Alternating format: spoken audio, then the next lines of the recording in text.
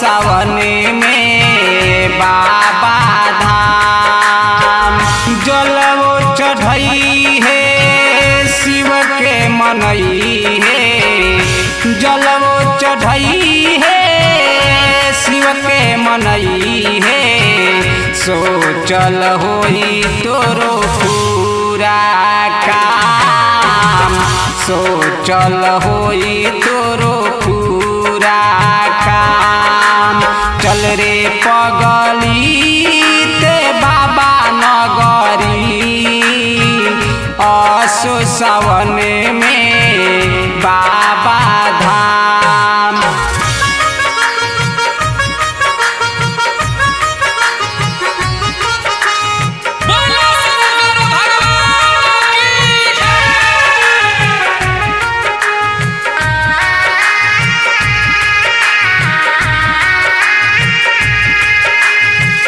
भांगवा धतूरा से भोग लगई है जय शिव शंकर के नारा लगई है जय शिव शंकर के नारा लगई है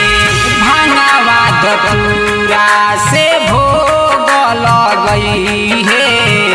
जय शिव शंकर के नारा लगई है खुशी खुशी जई है शिव के मनई है खुशी खुशी जई है शिव के मनई है सोचल होई तोरो पूरा काम सोचल होई तोरो पूरा काम चल रे पगली ते बाबा नगरी असो सावन में बाबा धाम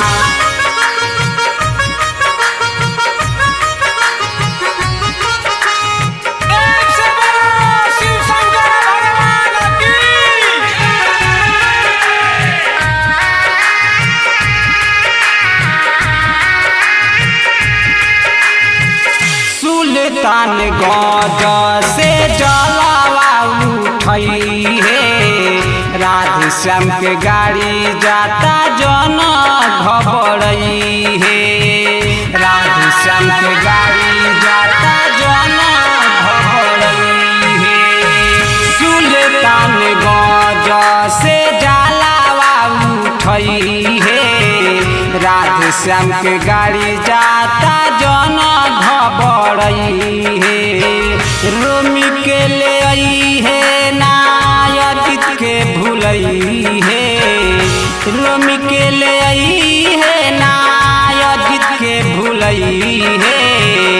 सोचल होई तोरो पूरा काम सोचल होई तोरो पूरा